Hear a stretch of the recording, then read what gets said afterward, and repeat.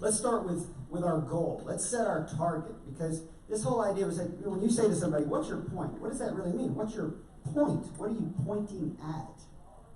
What is it that you want us to look at? Where are we going? What's the target?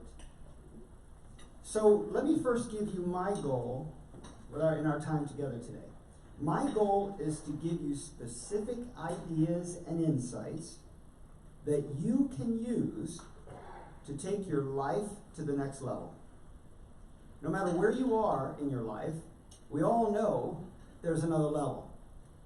And I would assume, in fact, let me just ask you, not assume at all, how many of you want 2020 to be your absolute best year ever? Show of hands. All right, great. Anybody want to skip 2020? It was like, hey, I'll wait till next year. All right, so great. Oh, I do too. So now we're on the same page. We're on the same page, and I'm on this journey with you as well. I've got my outline, but I don't know exactly how this will unfold, and so I'm interested as well to see where this is going. But that's the point. The goal is the target is to go to the next level. In fact, we're aiming high, so to speak. We're going to aim high. Higher than before, higher than we have ever gone before. Now, in order for us to hit this target together, I think it's important that we acknowledge the primary obstruction to us hitting our target. And if you look over your life to this point, how many years did you have that this is going to be the year? How many of you set those New Year's resolutions? Maybe most of you have stopped setting them. A lot of Americans have actually stopped setting them. And I believe the reason is because they broke them and it made them feel bad. So it's like, well, I just won't set them. That way I can avoid feeling bad, you know? So we're going to aim high, but let's acknowledge together, I think we can all get on the same page here as well, what is our primary obstruction to hitting that higher goal. I already see one of you, I started to see people pointing at yourself. So Pogo said, maybe we can all do this together, a audience participation. Pogo said, we've identified the enemy, and the enemy is? Yes. So our primary obstruction is ourselves. Now, I want to break that down, because isn't that an interesting thing? You are also, let's break it down into the mind itself. Not you, but your mind. Okay? And intuitively, we know that our mind not only is the key to us achieving success, greater success, it's also the very thing, it's the same thing that is limiting our success, which I think is fascinating. So what's going on here? Is the mind serving me, or is it working against me? So this goes to the third point. First point, we have a higher target to hit. Second point is we've identified the obstruction. And the third key point is, how do we get beyond that obstruction? And today I'm going to give you 5 specific keys. These are top of mind this morning as I was preparing, for unlocking more potential, for getting beyond ourselves, getting beyond this mind of ours. So Tony Robbins, this is a quote that came recently. A lot of you, my second book is titled The Art of Why. I'm very passionate about the why question. I think the why question is incredibly important. Now, why do I think that? Because the way we get beyond the obstruction is through examination. To hit our target and get beyond the obstruction to hitting a higher target, we examine our lives.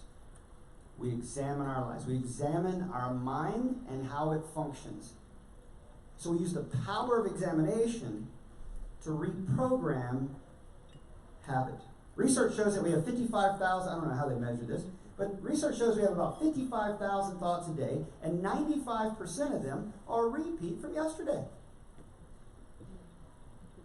Now, what we're doing here is we're taking that 5%. We're going to take that 5% that's not repetition from yesterday, and we're going to use it. That's the idea today. We're going to use that 5% of our mental energy to reprogram the 95%. If 95% of our thoughts are repeated from yesterday, just knowing that's not going to change that. That's kind of how we're wired. We live most of our lives unconsciously because we couldn't accomplish a lot. We couldn't accomplish very much if we were fully conscious throughout our lives. What do I mean by this? In the morning when you go to brush your teeth, If you're right-handed, always brush your teeth with your right hand. Just tomorrow morning, brush your teeth with your left hand. And notice how long it's going to take you. In fact, while you're there, why don't you think about each tooth as you brush, right? You understand, like, next time you put your pants on, start with the other leg. When you get out of bed, get out on the other side of the bed. Try doing some of that stuff. You know what you'll do? Later in the morning, you'll go back to bed and start over because it's messed you up so much. We run so much on habit. So habit really serves us, but it also is the sort, it can serve us, but it limits us. And what we do with that 5%, that's not a repeat from yesterday, is we think about the 95%. We think about the habits so that we can keep the ones that are really serving us and maybe get rid of the ones that are limiting us. And so here's my favorite quote from Socrates. And those who have heard me speak before, Socrates said, "The unexamined life is not worth living." The unexamined life is not worth living. And apparently you've got about 5% of your mental energy to examine. And that's what we're really doing here. Hey, Rick, I can hear those people back in the corner. Do you mind? I'm just so easily distracted. Now all of you can hear. See, I brought consciousness to them. And so this quote came from Tony Robbins recently, and this is why I like the why question. So Socrates said the unexamined life is not worth living.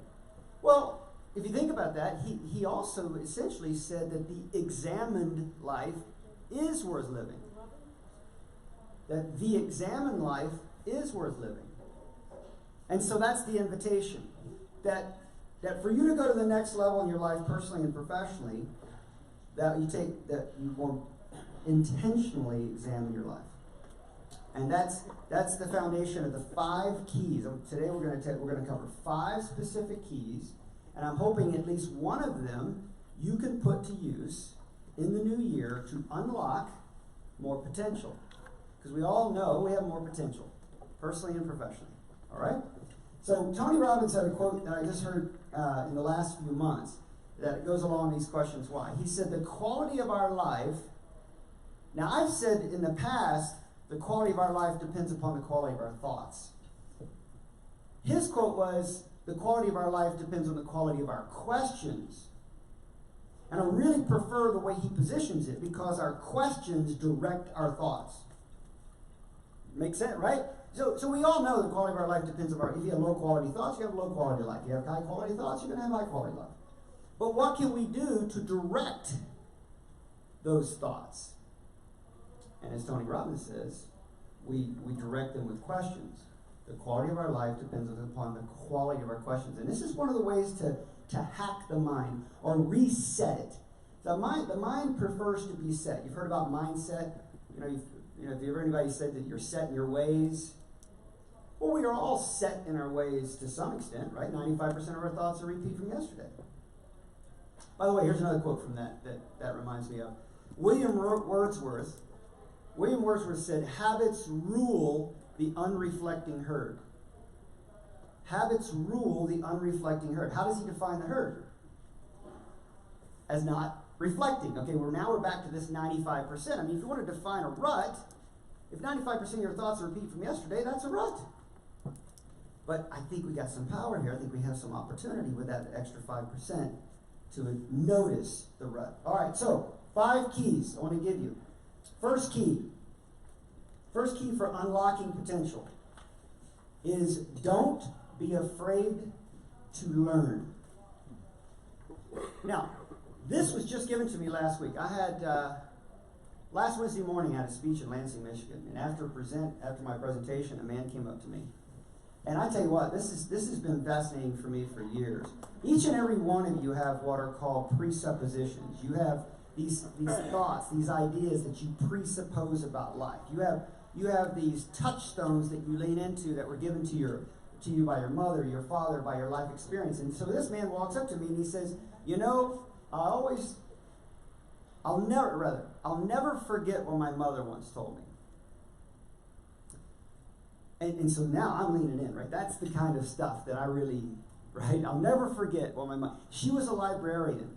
And she's passed away now, but she always said this. Key number 1, don't ever be afraid to learn. And when he said it, I was like, first off, I was conscious, I was attending, I was using my 5%. And I was like, and all of a sudden it started connecting dots for me. Because, look, don't ever be afraid to learn. Well, it begs the question, why would anybody be afraid to learn? Okay, that's the why question, right? That's the why question. What do you mean? Why do you need to tell me or tell anybody, don't be afraid to learn?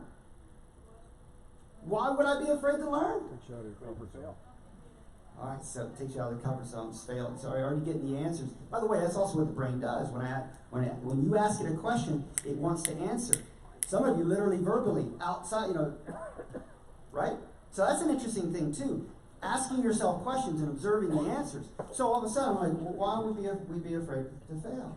And then it reminded me of one of my favorite scenes in movie history. And a lot of you have heard me do this over the years, right? The scene from A Few Good Men, right? All I got to do is mention A Few Good Men, the movie, and you know the scene. Now, why has that particular scene with Jack Nicholson in the courtroom, why does that really stand out in the American psyche? Okay, why? Because I think it speaks to something really true about our existence. Right? So Tom Cruise asks Jack Nicholson, he's trying to fire him up and it works. By the way, I just heard a few months ago that was improv on Jack's part. He was steeped in character and obviously one of the great American actors. And so he says, you want the truth, right? You know the line, right? You want the truth? Let's do it one more time. I didn't set you up very well. Here we go. You want the truth? Nice. Thank you very much. That's just fun. I just like to do that. But it has a point. There's a point. Okay, so let's talk about the point. Why can't we handle the truth? It occurred to me that, because I've been asking that question for a long time, and by the way, it reminds me of Louis Pasteur. Louis Pasteur said, fortune favors the prepared mind. You ever heard that metaphor of the mind, the garden of the mind, the soil, tend to the soil. I think why questions, more than any other questions, prepare the soil for the seeds of insight. So if you're willing to just ask the question, just ask them. It may take a while to get the answers, but this was it. Why can't we handle the truth? Which, by the way, would line up with this learning, right? Don't be afraid to learn. How about this? Don't be afraid to learn something that's contrary to what you think is true. Right now we're starting to get at why we're afraid. You want the truth, you can't handle the truth. Because the truth could end your life as you know it. If you've ever had, if it hadn't happened to you or happened to a loved one, if you've ever gone through a separation, when somebody says they don't want to be married to you anymore, it'll put you in the fetal position fast. Your life is over fast. The brain thinks you're dead. But again, how you think about that, it's opportunity to reset. You can be, as the old term is, born again. You can come into a new life, a new understanding. That's why learning is so important. The more you allow the truth to get in, the more, what do we know about the truth? The truth will what? So we start to say, why are we not hitting that high target? What's keeping us from that next level, personally and professionally? Could it be we're a little bit too attached to what we think? So let me give you 3 categories of thought. Now, I got this from one of my good friends and advisor in downtown Cincinnati. I live in Cincinnati. And I was presenting, he saw me present a month before. We were having lunch, and he said, Steve, your presentation reminded me of one of the most admired salesmen in our organization. Now, he's since passed, but he's a legend in our organization. And every presentation he would give, he would share these 3 points at the beginning of his presentation. Now, this ties directly to key number 1. Don't be afraid to learn. Here's what he said.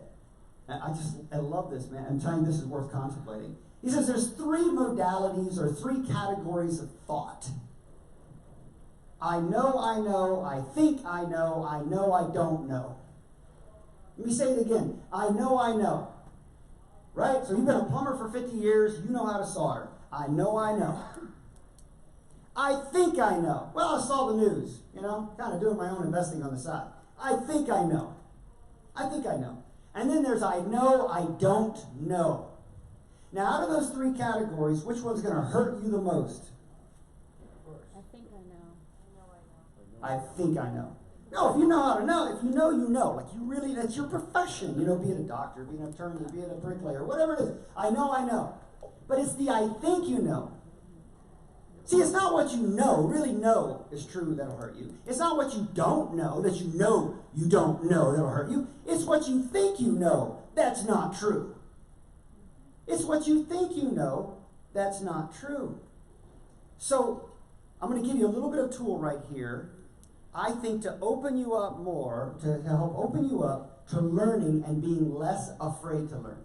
Because remember, when we learn something new, it may be the old thought has to die. We don't like that. We don't like to be wrong. We don't like to be wrong because we feel like we're wrong. And it's an interesting thing because in childhood, we bounded out of bed in the morning. We loved life. We were curious. We knew we didn't know anything. And when you know you don't know, you get to grow.